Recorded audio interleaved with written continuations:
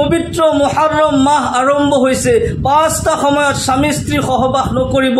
এই 5টা সময়ত স্বামী স্ত্ৰী মিলন সহবাস কৰিলে কবিৰা গুনাহ হয়। জীৱনত ডাঙৰ ডাঙৰ সংকট নামি আহে। বিপদ আপদ বালা মুসিবতে চাৰিওফালৰ পৰা ঘিৰাও কৰি লয়। জীৱনত অশান্তিৰ সৃষ্টি হৈ যায়, কতোৱে শান্তি নাপায়। মোৰ প্ৰিয় দিনী ভাই বন্ধুসকল, মোৰ অতি শ্ৰদ্ধাৰ মা আৰু ভনীসকল, এয়া গুৰুত্বপূৰ্ণ মাসাইল হয়। প্ৰতিজন পুৰুষ মহিলা এইখিনি মাসাইল জানিবই লাগে। বহুতেই কৈ থাকে, হুজুৰ আমাৰ ল'ৰা ছোৱালী কথা নুশুনে, ল'ৰাই কথা নামানে, ছোৱালীয়ে কথা নামানে, ইচ্ছাধীনভাৱে তেওঁলোকৰ মনে যি বিচাৰে তাকে কৰি থাকে, আমাৰ কথা নুশুনে। আচল কথাটো হৈছে আমাৰ জীৱনৰ কিছুমান গাফিলতিৰ কাৰণে, কিছুমান মাসলা মাসাইল নাজানাৰ কাৰণে, আমাৰ কিছুমান ভুলৰ কাৰণে আমাৰ ভৱিষ্যত প্ৰজন্ম বেয়া ৰাস্তালৈ গুচি যায়। যিমান বুজালেও নুবুজে।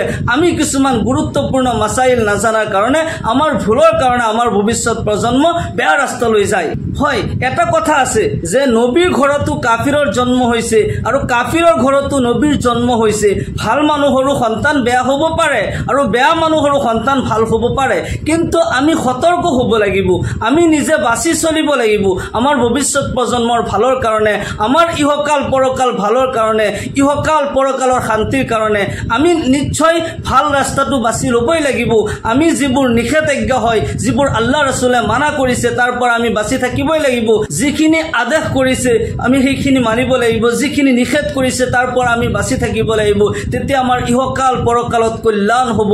মোৰ প্ৰিয় দিনী ভাই বন্ধুসকল, যি 5টা সময়ত স্বামী স্ত্ৰী সহবাস কৰা, মিলন কৰা হাৰাম হয়, মই নিশ্চয় কৈ দিম। আহক ইয়াৰ পূৰ্বে আমি মুহৰৰম মাহ সম্পৰ্কে আমি জানি লওঁ। এই মাহ কিমান গুৰুত্বপূৰ্ণ, কিমান ফজিলতপূৰ্ণ হয়। আল্লাহৰ ৰসূল জনাবে মুহাম্মদুৰ ৰাসূলুল্লাহ সাল্লাল্লাহু আলাইহি ওয়াসাল্লাম হাদিস শৰীফত এইদৰে ইৰশাদ কৰে, আফজালুস সিয়াম বা'দা ৰমজানা শাহৰুল্লাহিল মুহৰৰম। আল্লাহু আকবাৰ। মাহে ৰমজানৰ পিছত আটাইতকৈ শ্ৰেষ্ঠ মাহ হৈছে মুহৰৰমুল হাৰাম। মাহে ৰমজানৰ ৰোজাৰ পিছত আটাইতকৈ শ্ৰেষ্ঠ ৰোজা হৈছে মুহৰৰমৰ ৰোজা, ইয়ৌমে আশুৰাৰ ৰোজা। আল্লাহ ৰব্বুল আলামিন মুহৰৰম মাহৰ দ্বাৰা আৰবী নতুন বছৰ আৰম্ভ কৰিছে। এয়া মুহৰৰম মাহ আৰবী নতুন বছৰ হয়। এই মাহত আমি বেছি বেছিকৈ আল্লাহৰ ইবাদত কৰিব লাগে। আল্লাহৰ ইবাদত কৰি আল্লাহৰ খুশনদি হাসিল কৰিব লাগে। এই মুহৰৰম মাহৰ 10 তাৰিখ ইয়ৌমে আশুৰা বুলি কোৱা হয়। ইয়ৌমে আশুৰাৰ দিনা ইমান ফজিলতপূৰ্ণ দিন হয়। আল্লাহৰ নবী সাল্লাল্লাহু আলাইহি ওয়াসাল্লামে ইৰশাদ কৰে, আল্লাহ ৰব্বুল আলামিন হযৰত আদম আলাইহিস সালামক সৃষ্টি কৰিছিল আশুৰাৰ দিন। আদম আলাইহিস সালামক জান্নাতত প্ৰৱেশ কৰায় আশুৰাৰ দিন। আল্লাহ তাআলাই যেতিয়া আদম আৰু হাওয়া আলাইহিস সালামক জান্নাতৰ পৰা বহিষ্কাৰ কৰি দিয়ে, 350 বছৰ সুদীৰ্ঘ 350 বছৰ কান্দাৰ পিছত তেওঁলোকৰ তওবা কবুল কৰি তেওঁলোকৰ মিলন কৰাইছিল আৰাফাৰ ময়দানত। সেই দিন আছিল আশুৰাৰ দিন। আল্লাহ ৰব্বুল আলামিন হযৰত ইউসুফ আলাইহিস সালামক কুৱাৰ পৰা মুক্তি দান কৰিছিল আশুৰাৰ দিন। হযৰত ইউনুস আলাইহিস সালামক মাছৰ পেটৰ পৰা উদ্ধাৰ কৰিছিল আশুৰাৰ দিন। হযৰত নূহ আলাইহিস সালামক তেওঁৰ নৌকা জুদি পাহাৰৰ কিনাৰ কৰাইছিল আশুৰাৰ দিন। হযৰত মুসা আলাইহিস সালামক দৰিয়া পাৰ কৰাইছিল আশুৰাৰ দিন। আশুৰাৰ দিনৰ বহুত গুৰুত্বপূৰ্ণ ভূমিকা আছে। এই দিন বহুত ফজিলতপূৰ্ণ দিন হয়। এই দিনা নবীৰ বংশ কাৰবালাৰ ময়দানত শহীদ হৈছে। আপোনাৰ মোৰ নাজাতৰ কাৰণে, উম্মতৰ নাজাতৰ কাৰণে ইমাম হুসাইন নবীৰ বংশ লৈ কাৰবালাৰ ময়দানত শহীদ হৈছে। এই দিন আমি বেছি বেছিকৈ আল্লাহৰ ইবাদত কৰিব লাগে। এই দিনা বিশেষকৈ আমি বেছি বেছি নফল নামাজ পঢ়ি ৰোজা ৰাখি আমি তেওঁলোকৰ কাৰণে দোয়া কৰিব লাগে। শুহাদা কাৰবালাৰ কাৰণে আমি দোয়া কৰিব লাগে।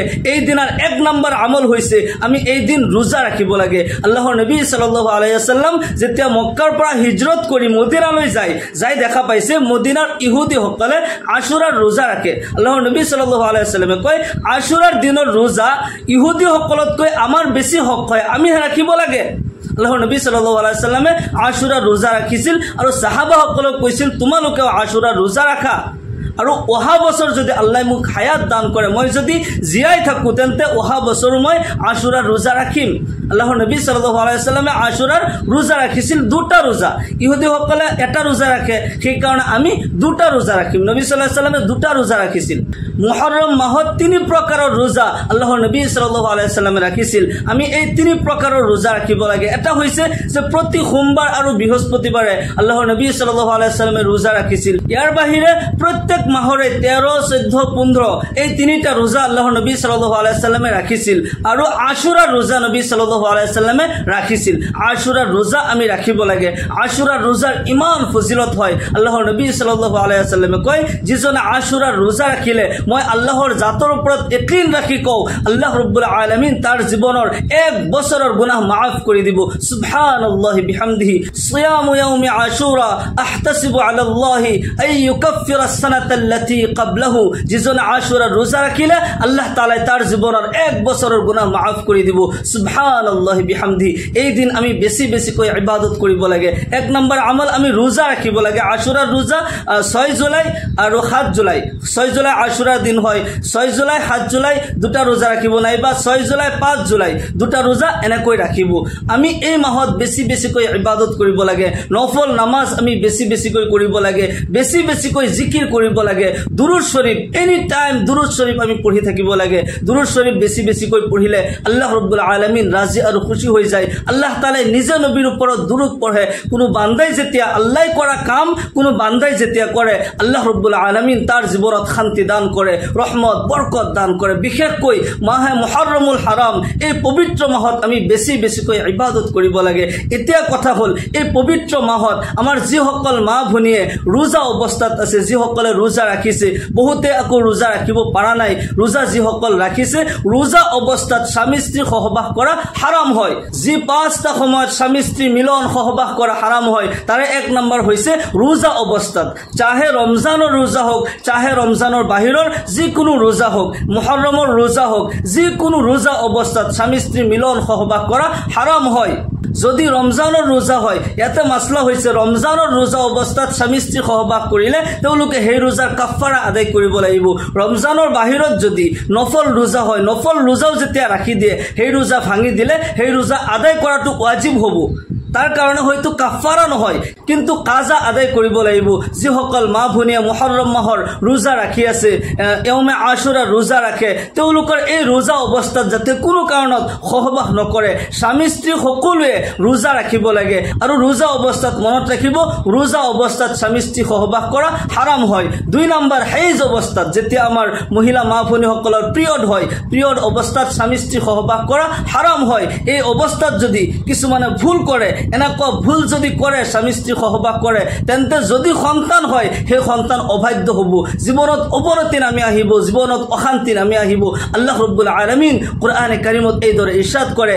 আসআলুনাকা আনিল মাহিজ কুল হুয়া আযান হে নবী যেতিয়া আপোনাক প্ৰশ্ন কৰা হয় যেতিয়া কোনোবাই আপোনাক হেজৰ বিষয়ে প্ৰশ্ন কৰে আপুনি ক'ব হে কষ্টকৰ হয় বহুত কষ্টকৰ হেজ অৱস্থাত স্বামী স্ত্ৰী মিলন সহবাস কৰিব নোৱাৰিব মিলন সহবাস কৰা হাৰাম হয় মহিলা মা ভনীসকল এই পবিত্ৰ মুহৰৰম মাহত হেজ অৱস্থাত ৰোজাটো ৰাখিব নোৱাৰে যদি হেজ আহিছে তেন্তে ৰোজা ৰাখিব নোৱাৰিব কোৰআন তিলাওয়াত কৰিব নোৱাৰিব কিন্তু মনে মনে জিকিৰ কৰি থাকিব দুৰুদ শৰীফ পঢ়ি থাকিব বেছি বেছিকৈ তাসবিহ পঢ়ি থাকিব কোৰআনৰ যিবোৰ দুআৰ আয়াত হয় এইবোৰ দুআ পঢ়ি থাকিব আৰু সূৰা ফাতিহা পঢ়িব পাৰে ভাঙি ভাঙি আৰু কোৰআনৰ যিমান দুআৰ আয়াত আছে সেইবোৰ আপুনি ভাঙি ভাঙি পঢ়ি থাকিব মুহৰৰম মাহৰ ফজিলত হাসিল কৰিব পাৰিব যেনে ৰব্বানা আতিনা ফিদ দুনিয়া হাসানা ও ফিল আখিৰাতি হাসানা ওয়া কিনা আযাবান নাৰ এনেকৈ দুআৰ আয়াত সমূহ ভাঙি ভাঙি পঢ়িব পাৰিব সূৰা ফাতিহাটো এটা দুআ হয় সূৰা ফাতিহা আপুনি ফজিলতৰ কাৰণে পঢ়িব পাৰিব ভাঙি ভাঙি আপুনি পঢ়িব পাৰিব আৰু নামাজ পঢ়িব নোৱাৰিব কোৰআন তিলাওয়াত কৰিব নোৱাৰিব ৰোজা ৰাখিব নোৱাৰিব কিন্তু এইখিনি আমল কৰিব বেছি বেছিকৈ দুৰুদ শৰীফ পাঠ কৰি থাকিব যি 5টা সময়ত স্বামী স্ত্ৰী সহবাস কৰা হাৰাম হয় তাৰে 3য় নম্বৰ হৈছে নিফাজ অৱস্থাত যেতিয়া সন্তান জন্ম হয় সন্তান জন্ম হোৱাৰ পিছৰ পৰা 40 দিনলৈকে স্বামী স্ত্ৰী মিলন সহবাস কৰা হাৰাম হয় বহুতে অপেক্ষা কৰিব নোৱাৰে এনেকুৱা ভুল নকৰিব এই অৱস্থাত সহবাস কৰা হাৰাম হয় আল্লাহ তাআলাই নিষিদ্ধ কৰিছে এই অৱস্থাত যদি সহবাস কৰে ডাঙৰ ডাঙৰ সংকট আহিব পাৰে জীৱনত বহুত ডাঙৰ বিপদ হৈ যাব পাৰে আৰু এক কবিৰা গুনাহ হয় ইহকাল পৰকাল বৰবাদ হৈ যাব গতিকে এনেকুৱা ভুল কেতিয়াও নকৰিব 4 নম্বৰত এতেকাফ অৱস্থাত স্বামী স্ত্ৰী মিলন কৰা সহবাস কৰা হাৰাম হয় বহুত মহিলা মা ভনীসকলে ঘৰত এতেকাফ কৰে এতেকাফ অৱস্থাত কোনো কাৰণতেই সহবাস নকৰিব নহলে এতেকাফ ভংগ হৈ যাব আৰু মহিলাসকলে যদি নফল এতেকাফ ঘৰত কৰি আছে তেন্তে স্বামীৰ ইজাজত লোৱাটো বহুত জৰুৰী হয় স্বামীৰ ইজাজত লৈ স্বামীৰ পাৰমিশন লৈ তাৰ পিছত এতেকাফ কৰিব ৰোজাৰ ক্ষেত্ৰতো নফল ৰোজাৰ ক্ষেত্ৰতো স্বামীৰ পাৰমিশন লৈ নফল ৰোজা ৰাখিব লাগে স্বামীয়ে যদি পাৰমিশন নিদিয়ে বা স্বামী সহমত নহয় তেন্তে আপুনি নফল ৰোজা ৰাখিব নোৱাৰিব নফল এতেকাফ কৰিব নোৱাৰিব মনত ৰাখিব এই অৱস্থাত স্বামী স্ত্ৰী মিলন সহবাস কৰা হাৰাম হয় এতেকাফ অৱস্থাত স্বামী স্ত্ৰী মিলন সহবাস নকৰিব নহলে এতেকাফ ভংগ হৈ যাব 5 নম্বৰ হজৰ সময়ত স্বামী স্ত্ৰী মিলন সহবাস কৰা হাৰাম হয় মোৰ প্ৰিয় দিনী ভাই বন্ধুসকল এইখিনি গুৰুত্বপূৰ্ণ মাসাইল আমি সকলোৱে জানিব লাগে বিশেষকৈ মুহৰৰম মাহত আমি বেছিকৈ আল্লাহৰ ইবাদত কৰিব লাগে নফল ৰোজা নামাজ তসবিহ তাহলিলৰ লগে লগে আমি বেছিকৈ সদকা খায়ৰাত কৰিব লাগে আমি বেছিকৈ শুহাদা কাৰবালাৰ কাৰণে আমি সকলোৱে দোয়া কৰিব লাগে তেওঁলোক তো আমাৰ নাজাতৰ কাৰণে শহীদ হৈছিল আল্লাহৰ নবী সাল্লাল্লাহু আলাইহি ওয়াসাল্লামৰ কলিজাৰ টুকুৰা হাসান হুসাইন আপোনাৰ মোৰ নাজাতৰ কাৰণে শহীদ হৈছে মা ফাতিমা ৰাদিয়াল্লাহু আনহা পূৰ্বতেই তেওঁলোকক নবীৰ উম্মতৰ নাজাতৰ কাৰণে কুৰবান কৰি দিছিল সেই কাৰণে এজন জহৰত শহীদ হৈছে এজন কাৰবালাৰ ময়দানত শহীদ হৈছে আমি তেওঁলোকৰ কাৰণে দোয়া কৰো তেওঁলোকৰ দৰজাত বুলন্দিৰ কাৰণে আমি দোয়া কৰো তেওঁলোকৰ কাৰণে যদি দোয়া কৰো বেছিকৈ ইবাদত কৰি তেওঁলোকৰ ৰুহৰ মাগফিৰাতৰ কাৰণে দোয়া কৰিলে তেওঁলোকৰ ৰুহৰ পৰা যি দোয়া আমি জিন্দাসকলৰ কাৰণে আহিব সেই দোয়া আমাৰ কাৰণে বহুত মূল্যৱান হয় সেই কাৰণে বেছিকৈ আমি এই মাহত ইবাদত কৰিম আল্লাহ তাআলা আমাক সকলোকে এই মুহৰৰমৰ সকলো ফজিলত হাসিল কৰাৰ তৌফিক দান কৰক সকলোকে আল্লাহুম্মা আমিন ওয়া আখিৰু দাওয়ানা আলহামদুলিল্লাহি ৰাব্বিল আলামিন আসসালামু আলাইকুম ওয়া ৰাহমাতুল্লাহি ওয়া বাৰাকাতুহু